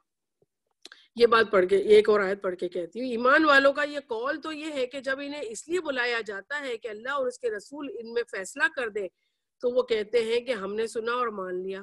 یہی لوگ کامیاب ہیں، اور جو بھی اللہ تعالیٰ کی اور اس کے رسول کی فرما برداری کریں گے اور خوف الہی رکھیں گے، ان کو عذابوں سے ڈرتے رہیں گے تو وہ نجات پانے والے ہیں. اب یہاں پہ کس بات کی ذکر تھا کہ ایک یہودی کی، وہی جو ہم پڑھ چکے قصہ کتنی بار نا، کہ یہودی نے اپنا ایک فیصلہ کرے مسلمانوں کے ساتھ، مسلمان بندے کے ساتھ کوئی جھگڑا تھا اس کا یا کوئی چوری کا معاملہ تھا، تو مسلمان نے چوری کی تھی، تو مسلمان چاہ رہا تھا، یہودی نے کیا کہا، آپ صلی اللہ علیہ وسلم کے پاس چلتے ہیں، ہمارا فیصلہ فرما دیں گے. مسلمان کیا کہتا ہے کہ نہیں یوں کرو، تمہارے یہودی علماء کے پاس چلتے وہ فیصلہ کرے بھلے.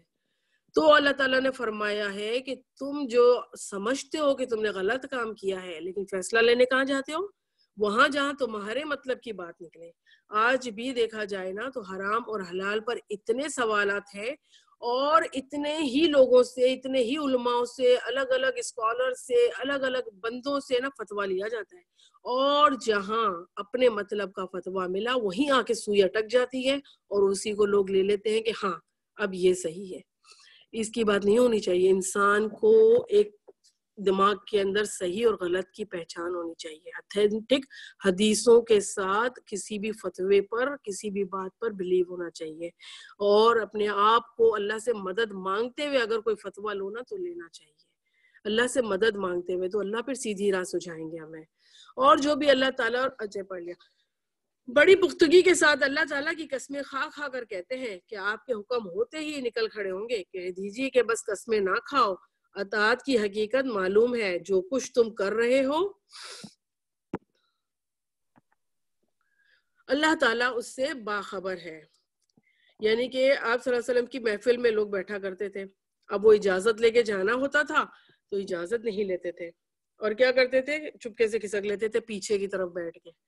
اب واقعی اگر دیکھا جائے درس و تدریس کی کلاسوں میں جاتے ہیں، کبھی کچھ کرتے ہیں، جس کو کھسک لینا ہوتا ہے نا وہ پیچھے کی طرف جا کے الگ سے بیٹھتا ہے، تو وہ بندہ کیا نظر میں بھی نہ آئے زیادہ، اور جب جائے تو کسی کو پتا بھی نہ چلے.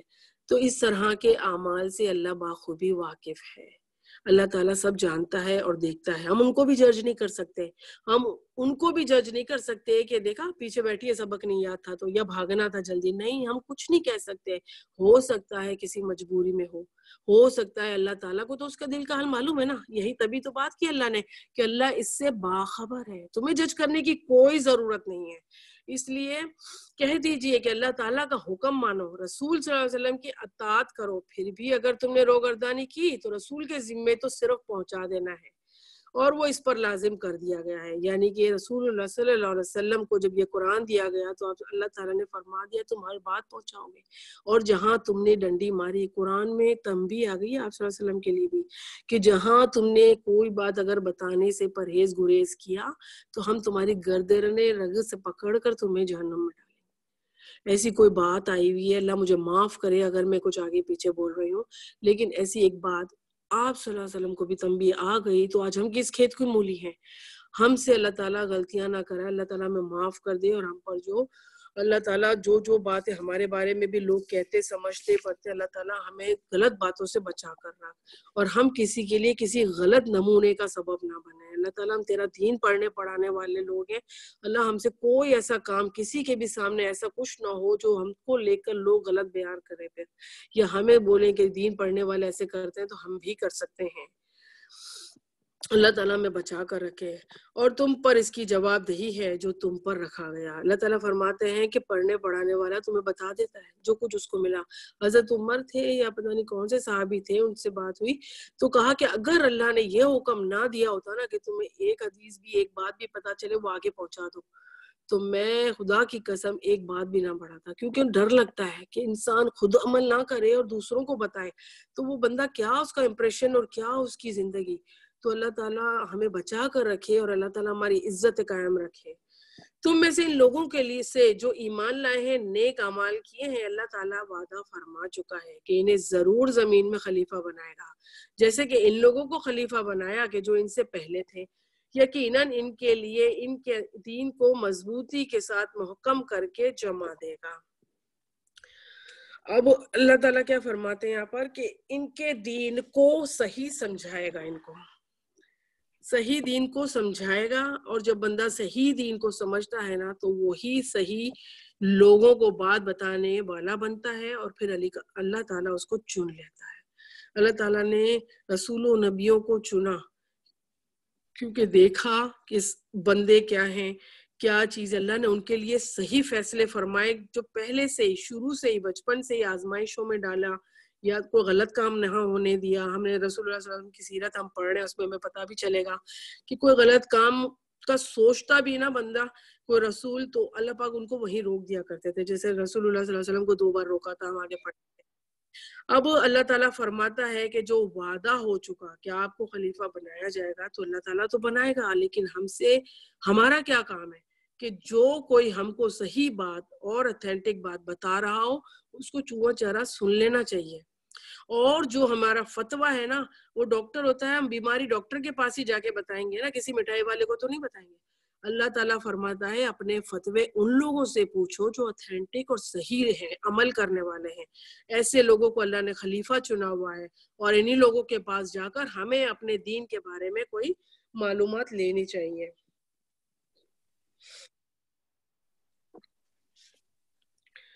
تم میں سے ان لوگوں سے جو ایمان لائے نیک اعمال کی، اللہ تعالیٰ وعدہ فرما چکا ہے کہ انہیں ضرور زمین میں خلیفہ بنائے گا جیسے کہ لوگوں کو خلیفہ بنایا اور جو ان سے پہلے تھے. یقیناً ان کے لیے ان کے دین کو مضبوطی کے ساتھ محکم کر کے جمع دیا جیسے ان کے لیے وہ پسند فرما چکا ہے، اور ان کے اس خوف و خطر کو وہ امن و امان میں تبدیل کر دے گا. ابھی ہم نے پیچھے ہی کل ہی پرسوں ہی موسیٰ علیہ السلام کا قصہ پڑھا، کتنے خوف و خطرے میں رہا کرتے تھے.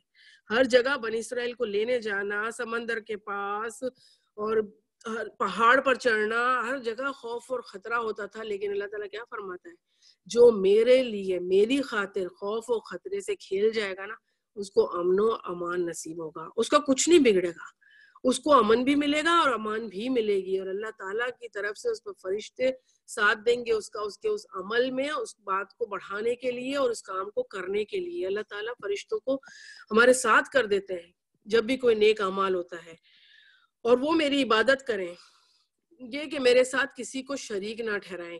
اس کے بعد بھی جو لوگ ناشکری اور کفر کریں گے وہ یقیناً فاسق لوگ ہیں. یعنی کہ حق آ جانے کے بعد، پتہ چل جانے کے بعد، قرآن سمجھنے سمجھانے کے بعد بھی اگر ہم لوگ اپنی اکڑ میں لگے رہے اور ہم بیکار کے عمل کرتے رہے تو پھر اللہ تعالیٰ فرماتا ہے اب تمہارا عمل تمہارے اپنے لیے ہے.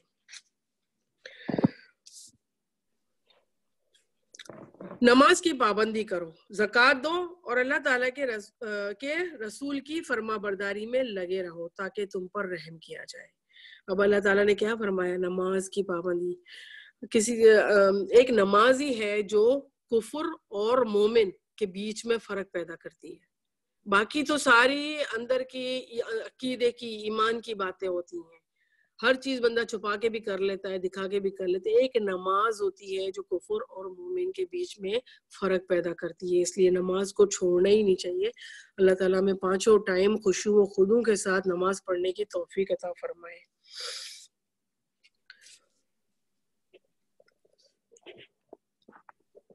یہ خیال کبھی آپ بھی نہ کرنا کہ منکر لوگ زمین میں ادھر ادھر بھاگ کر ہمیں ہرا دینے والے ہیں. ان کا اصلی ٹھکانہ تو جہنم ہے جو یقیناً بہت ہی برا ٹھکانہ ہے. ایمان والوں، تم سے تمہاری ملکیت کے غلاموں کو اور انہیں بھی جو تم میں سے بلوغت کو نہ پہنچے ہوں اپنے آنے کی 3 وقتوں کی اجازت حاصل کرنی ضروری ہے. 3 وقتوں میں اجازت حاصل کرنی ضروری ہے. اب یہ گھر کی بات آئی ہے کہ 3 وقتوں میں اجازت حاصل کرنی ہے گھر والوں کو بھی جو آپ کے ساتھ ہو رہتے ہوں. نمبر 1 3 وقت کون سے؟ پہلے میں یہ پڑھ لوں. 3 وقتوں میں اجازت حاصل کرنی ضروری ہے. نماز فجر سے پہلے اور ظہر کے وقت جب کہ تم اپنے کپڑے اتار رکھتے ہو اور عشاء کی نماز کے بعد. آگے 3 اوقات.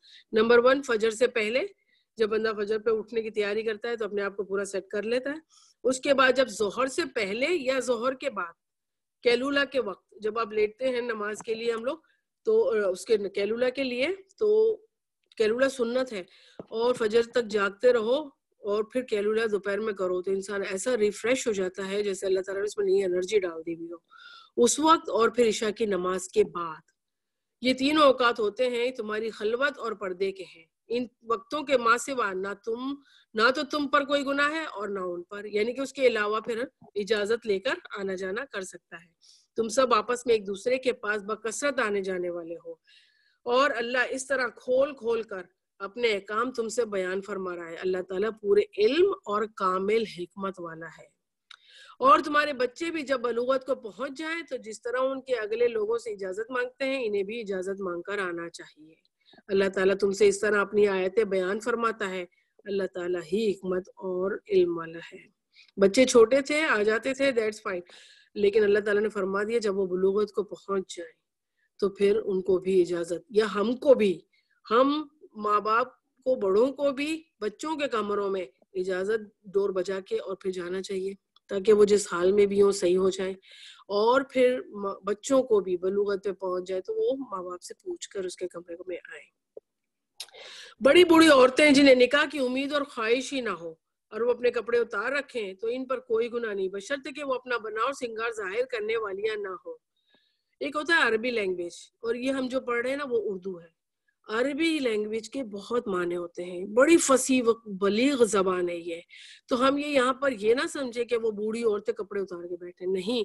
بوڑھی عورتوں کے کپڑے اتارنے سے مراد وہاں پر اللہ تعالیٰ کی یہ ہے کہ اگر وہ اپنا حجاب اتار کے بیٹھیں، گھروں کے اندر نہ پہنے، یا پھر وہ تھوڑا سا اپنے آپ کو کھلا رکھ لے، ڈھیلے ڈالے کپڑے ہوں یا کچھ بھی ہو سکتا ہے، تو وہ ایزی رہنے کے لیے بوڑھی عورتیں جو کہ نکاح کی امید اور خواہش ہی نہ رکھتی ہو، مینوپاز آ چکا ہو، یہ سب چیزیں ہوں اور اب نکاح نہ کرنے کی بات ہو تو یہ سب چیزوں میں وہ اپنا بناؤ سنگار ظاہر کرنے والیاں بھی نہ ہو. آج آپ کو لگتا ہے کہ ہم ایسے ہونے کے باوجود بھی بناؤ سنگار چھوڑیں گے اپنا؟ اگر بناؤ سنگار نہیں چھوٹ رہا، اگر فیشن نہیں چھوٹ رہی تو یہ کوئی بھی ایج ہو، عورت کی کوئی بھی ایج ہو، وہ اپنے آپ کو ذرا ڈھک کر ہی رکھے تو بیٹر ہے. اور تاہم اگر ان سے بھی احتیاط رکھے تو ان کے لیے بہت افضل ہے. یہ آیت ہے جب ایک بوڑھی عورت کو کسی نے کہا تھا صحابیوں میں سے یا کہیں پر کہ آپ پر تو جیسے پردہ نہیں ہے، آپ اتار سکتی ہیں اپنا حجاب، تو اس عورت نے کیا کہا تھا؟ تم نے اگلی آیت نہیں پڑھی کہ ان سے بھی اگر وہ احتیاط کر لیں تو ان کے لیے بہت افضل ہے. یعنی کہ یہ افضل ترین اعمال میں سے آ جاتا ہے کہ آپ کو ایک چیز اللہ نے جائز کر دی بھی ہے اور پھر اس میں بھی آپ احتیاط سے تھوڑا قدم اٹھائیں. اللہ تعالیٰ کو یہ بات بہت پسند ہے اور اللہ تعالیٰ سنتا اور جانتا ہے کہ کس نیت سے کیا ہوا ہے.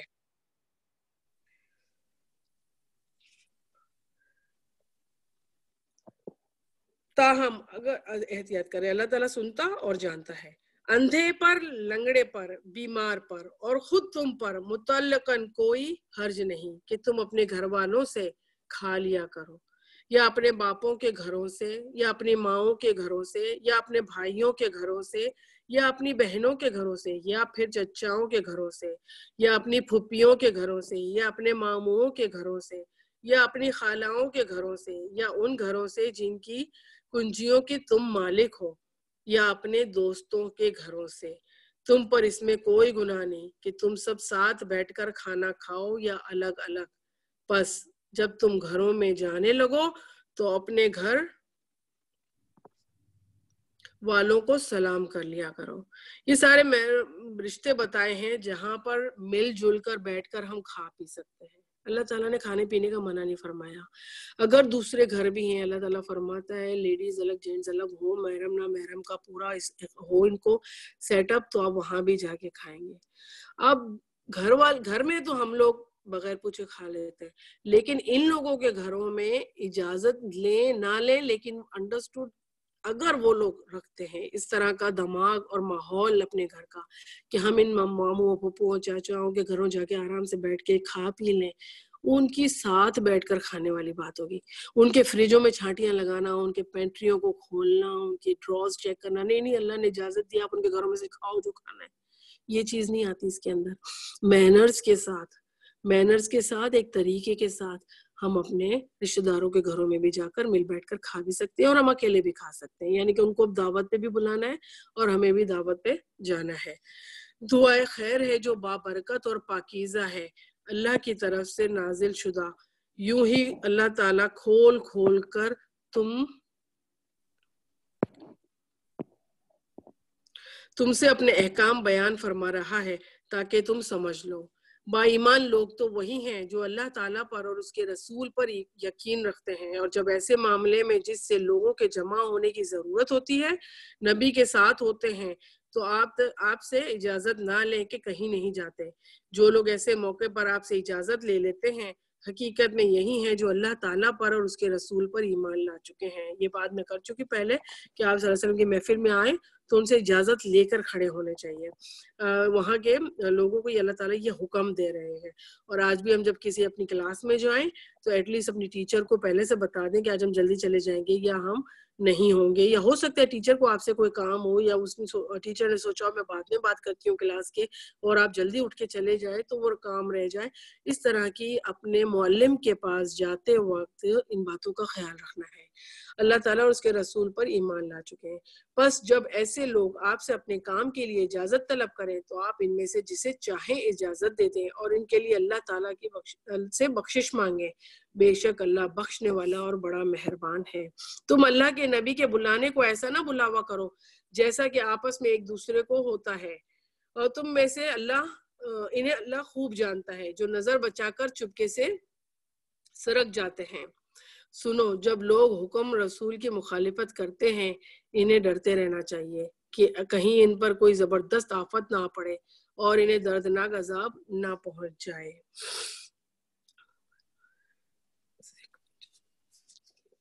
اللہ تعالیٰ یہاں کیا فرماتے ہیں کہ رسول اللہ صلی اللہ علیہ وسلم عام بندوں کی طرح نہیں تھے. ایک تو وہ بدوی کا قصہ، جو بدوی آ گیا تھا اور آپ صلی اللہ علیہ وسلم کے دروازے کے باہر کھڑا رہ کے کہنے لگا اے محمد باہر آؤ. وہ بدتمیزی سے لگ رہا تھا بات کر رہا ہے. یا پہلے بھی آ چکی تھی، نازل ہو چکی تھی کہ اپنے آپ صلی اللہ علیہ وسلم کے بلانے کو اور اپنے بھائی بندوں کے بلانے کی طرح نہ کرو. اور کیا کہ آپ صلی اللہ علیہ وسلم کا بعض دفعہ رتبہ بہت اونچا کر دیتے ہیں، بعض دفعہ آپ صلی اللہ علیہ وسلم کی بات کو، اس میں 3 باتیں بھی آ جاتی ہیں کہ نمبر 1 آپ صلی اللہ علیہ وسلم کو کی وہ عزت اور احترام کرنی ہے جو اللہ تعالیٰ نے فرمائی ہے. نمبر 2 اس سے نہ آگے بڑھنا ہے نہ اس سے پیچھے جانا ہے. نمبر 3 جیسے ہم آپس میں ایک دوسرے کو کسی نام سے کسی لقب سے بلا لیتے ہیں بعض کو کیا کہہ دیتے ہیں، بعض کو کیا، اس طرح آپ صلی اللہ علیہ وسلم سے ادب سے پیش آنا، اس وقت کے لوگوں کی بات۔ اور آج کی ہم کیا بات کریں گے اس بارے میں کہ آپ صلی اللہ علیہ وسلم کی حدیثیں سنتیں جو بھی ہیں احترام کے ساتھ ان کو سننا اور ان پر عمل کرنا ہے، اس سے ہم دور نہیں بھاگے۔ جو بھی چیز لینے والی ہے احادیث سے، سنت سے لینی ہے اور ان پر عمل کرنے کی کوشش کرنی ہے۔ سنو، جب لوگ حکم رسول اللہ کی مخالفت کرتے ہیں انہیں ڈرتے رہنا چاہیے کہ کہیں ان پر کوئی زبردست آفت آنا پڑے۔ اللہ تعالیٰ نے عذاب کی وعید سنائی ہے ان لوگوں کے بارے میں جو اللہ کی بات، اس کے بعد پھر رسول کی بات کو مانتے نہیں ہیں اور اس کو بالکل ایزی لیتے ہیں، اور جہاں بات ہو رہی ہے یہاں سے کھڑے ہو جاتے ہیں، یا تو پھر جہاں آپ صلی اللہ علیہ وسلم کو ایک دم سے ان کا جو لغو ہوتا ہے نا، لغو شامل کر لیتے ہیں آپ صلی اللہ علیہ وسلم کی ذات میں اور ان کی بات میں، ایکسٹرا باتیں ڈال دیتے ہیں، بدعتیں کرتے ہیں، وہ اس کو پھر اللہ آپ صلی اللہ علیہ وسلم کو درجہ بہت بڑھا دیتے ہیں۔ اللہ تعالیٰ نے لغو سے منع فرمایا ہے کہ نہ بہت نیچے جاؤ نہ بہت اونچا جاؤ۔ اللہ تعالیٰ نے ایک انسان کو دیکھ کر اس کے حساب سے اللہ تعالیٰ نے پورے قرآن میں حکم عطا فرمائے ہوئے، ہم ان کو ہی کر لیں تو وہ زیادہ بیٹر ہے نا۔ آج ہم اپنے آپ کو پڑھی لکھی قوم کہتے ہیں۔ ایک بدوی آپ صلی اللہ علیہ وسلم کے پاس آیا، کہا بتاؤ مجھے تمہارا اسلام کیا ہے، میرا دل چاہے گا تو میں مانوں گا۔ تو آپ صلی اللہ علیہ وسلم نے بتا دیا ایمان مجمل کہ کلمہ پڑھو، فرشتوں پر، کتابوں پر، رسولوں پر ایمان لاؤ، اور وہ ایمان مفصل کہ زکوٰۃ دو، نماز پڑھو، قرآن کرو، حج کرو اور یہ سب۔ تو وہ بدوی کہنے لگا میں صرف اتنا ہی کروں گا، اس سے زیادہ نہیں کروں گا۔ تو آپ صلی اللہ علیہ وسلم نے کہا ٹھیک۔ وہ جب جانے لگا تو آپ صلی اللہ علیہ وسلم نے صحابیوں سے فرمایا کہ یہ دیکھو جنت ہی جا رہے ہیں، کہ اگر یہ چیزیں کر لے جو وہ بول کے گیا ہے تو وہ جنت ہی ہے۔ یعنی کہ ایز اٹ از لینا ہے ہم لوگوں کو، کوئی چیز میں اپنے سہولت کے لیے نہیں نکالنی، اور نہ ہی اپنے اوپر کوئی اتنی چیزیں لاد دینی ہے کہ وہ ہمیں کرنی مشکل ہو جائے۔ اللہ تعالیٰ ہمیں بچا کر رکھے بدعات سے بھی، اور اللہ تعالیٰ ہمیں رسولوں کے حکموں پر چلنے والا بنا دے، آمین۔ آگاہ ہو جاؤ کہ زمین اور آسمان میں جو بھی کچھ ہے سب اللہ تعالیٰ کا ہی ہے، جس روش پر تم ہو اسے بخوبی جانتا ہے، اور جس دن یہ سب اس کی طرف لوٹائے جائیں گے اس دن ان کو ان کے لیے اس سے خبردار کر دے گا۔ اللہ تعالیٰ سب کچھ جاننے والا ہے۔ آج میری سورہ پوری ہوئی ہے، سورہ فرقان سٹارٹ کرتے ہیں ہم لوگ۔ I'm so sorry، تھوڑی سی لیٹ ہو گئی ہوں میں۔ اعوذ باللہ من الشیطان الرجیم، بسم اللہ الرحمن الرحیم۔ تبارک الذی نزل الفرقان علی عبدہ لیکون للعالمین نذیرا۔ شروع کرتی ہوں میں اللہ کے نام سے جو بے انتہا مہربان نہایت رحم فرمانے والا ہے۔ 77 آیات ہے، مکی سورہ ہے یہ، اور 6 رکوع ہیں۔ تبارک و بابرکت نام ہے۔ شروع کرتا ہوں اللہ تعالیٰ کے نام سے جو بے انتہا مہربان نہایت رحم فرمانے والا ہے۔ بہت بابرکت ہے وہ اللہ تعالیٰ جس نے اپنے بندے پر فرقان کا مطلب کیا ہے؟ سورہ فرقان نام بھی اسی پر رکھا گیا ہے۔ فرقان کا مطلب حق اور باطل میں تمیز کرنے والی۔ یہ جب قرآن بندہ پڑھ لیتا ہے نا تو انسان کا ضمیر اس کو خود گواہیاں دیتا ہے کہ یہ بات صحیح ہے اور یہ بات غلط ہے۔ تو فرقان اتارا تاکہ وہ تمام لوگوں کے لیے آگاہ کرنے والا بن جائے۔ اسی اللہ کی سلطنت ہے آسمان اور زمین کی، اور وہ کوئی اولاد نہیں رکھتا۔ اللہ تعالیٰ یہاں پر بتا رہے وہ کوئی اولاد نہیں رکھتا، جبکہ عزیر کو بیٹا بنا لیا لوگوں نے، حضرت موسیٰ کو بنا دیا، فرشتوں کو بیٹیاں بنا دیا، یہ ہم سب نے سب دیکھا۔ نہ اس کی سلطنت میں کوئی اس کا ساجی ہے، اور ہر چیز کو اس نے پیدا کر کے ایک مناسب اندازے پر ٹھہرا دیا۔ ان لوگوں نے اللہ کے سوا جنہیں اپنے معبود ٹھہرا رکھے ہیں کسی چیز کو پیدا نہیں کر سکتے، بلکہ وہ خود پیدا کیے جاتے ہیں۔ یہ تو اپنی جان کے نقصان و نفع کا بھی اختیار نہیں رکھتے، اور نہ موت اور حیات کے اور نہ دوبارہ جی اٹھنے کے وہ مالک ہیں۔ اور کافروں نے کہا یہ تو بس خود ہی اسی کا گڑایا ہوا جھوٹ ہے جس پر لوگوں نے بھی اس کی مدد کی ہے۔ دراصل یہ کافر بڑے ہی ظالم اور سرتاسر جھوٹ کے مرتکب ہوئے ہیں۔ آپ صلی اللہ علیہ وسلم پر الزام تراشیاں کرتے تھے کہ لوگوں سے سکھائے ہوئے ہیں، لوگوں کے پڑھائے ہوئے ہیں، کیونکہ ان کو معلوم تھا کہ آپ صلی اللہ علیہ وسلم امی ہیں، تو وہ لوگوں پہ بات ڈال دیتے تھے۔ اور یہ بھی کہا کہ یہ تو اگلوں کی افسانے ہیں، اور جو اس نے لکھا رکھے ہیں بس وہی صبح شام اس کے سامنے پڑھائے جاتے ہیں۔ کہہ دیجئے کہ اسے تو اللہ نے اتارا ہے اور آسمان اور زمین کی تمام پوشیدہ باتوں کو جانتا ہے۔ بے شک اللہ بڑا ہی بخشنے والا اور مہربان ہے۔ اور انہوں نے کہا کہ یہ کیسا رسول ہے کہ کھانا کھلاتا ہے اور بازاروں میں چلتا پھرتا ہے۔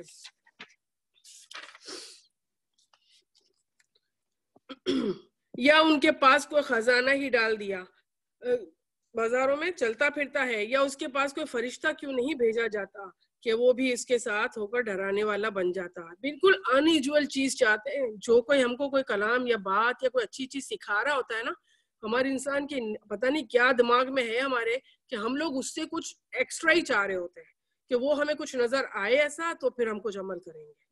یہ ہمیشہ سے انسان کی چلی آئی ہوئی باتیں اور ہمیشہ چلتی رہے گی۔ اس کے پاس کوئی خزانہ ہی ڈال دیا گیا ہوتا۔ اب آپ صلی اللہ علیہ وسلم امی کے ہونے کے ساتھ ساتھ اپنے پاس کچھ بھی نہیں رکھتے تھے، ہر چیز صدقہ خیرات کر دیا کرتے تھے، اور ان کو کافروں کو مشرکوں کو یہ تھا کہ ان کے پاس خزانہ ہوتا یا کوئی باغ ہی ہوتا، چلو اس میں سے کھاتا۔ یہ ان ظالموں نے کہا ہے کہ تم ایسے آدمی کے پیچھے ہو جس پر جادو کیا گیا ہے۔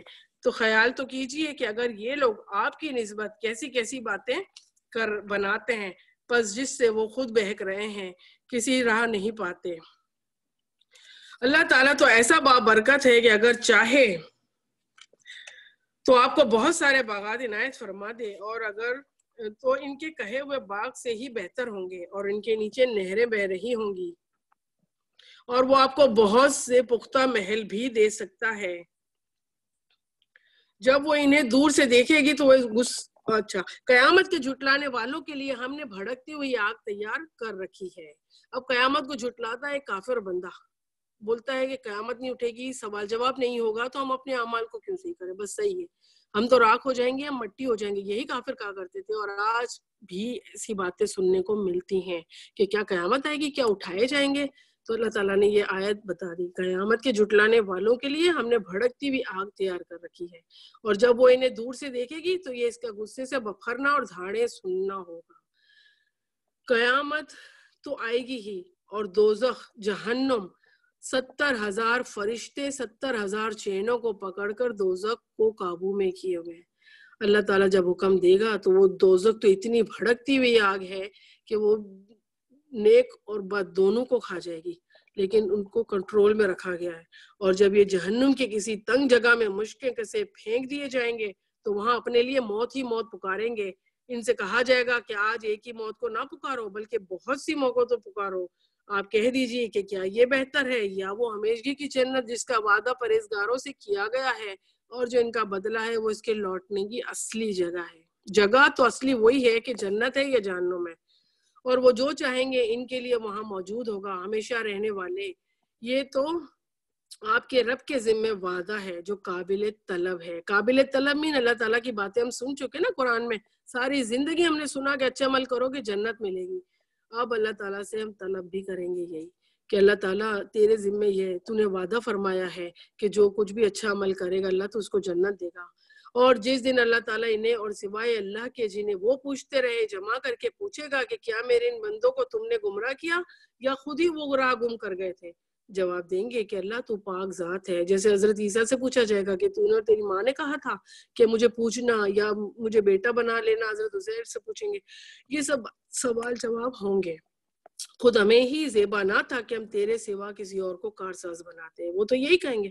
پیر اولیاء جو جتنے بھی جو درگاہ والے سب کہتے ہیں کہ ہم ان کو پوچھتے ہیں، ان کو معلوم بھی نہیں ہوگا کہ کن کو پوجا جا رہا ہے۔ یہ بات کفر و شرک کے اوپر کتنی ہی ہم کر چکے ہیں۔ اللہ تعالیٰ ہمیں کفر و شرک اور بدعت سے بچا کے رکھے۔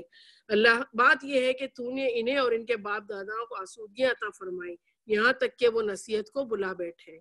یہ لوگ تھے ہی ہلاک ہونے والے، اور انہوں نے تمہیں اور تمہاری تمام باتوں کو جھٹلایا۔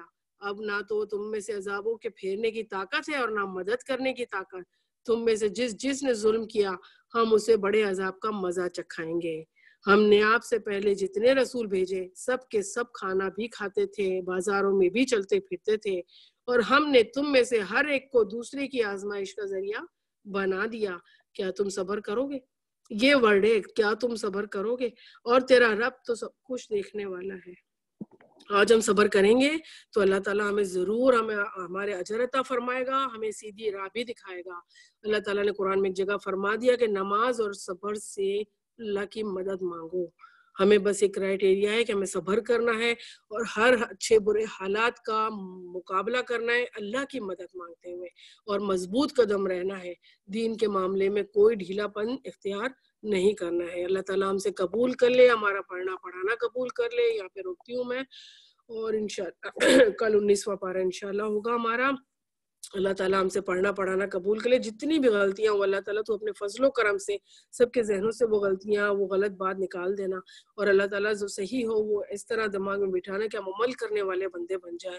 اللہ ہمیں بدعت شرک سے بچانا، اللہ ہمیں بھی مینر سکھا دے، اللہ تعالیٰ تو نے جتنے مینر سکھائے اللہ ہم کو ان پر عمل کرنے والا بنا دے۔ اللہ یا اللہ تعالیٰ آج ہم تجھ سے ایک دعا مانگتے ہیں اللہ کہ بس تو راضی ہو جا۔ اللہ اگر تو راضی رہے گا مالک تو سب جتنے بندے تیرے پاس آ چکے سب کو بخش دے گا۔ یا اللہ اگر تو راضی رہے گا تو یہ دنیا کے ماحول اچھے رہیں گے، یا اللہ تو راضی رہے گا تو نسلیں سدھری بھی رہیں گی، یا اللہ تو راضی رہے گا تو ہمارے ماحول اچھے رہیں گے۔ یا اللہ تو ہم سے راضی ہو جا اور ہمیں اپنا بنا لے، آمین ثم آمین۔ وآخر دعوانا ان الحمد للہ رب العالمین۔ والعصر ان الانسان لفی خسر الا الذین آمنوا وعملوا الصالحات وتواصوا بالحق وتواصوا بالصبر۔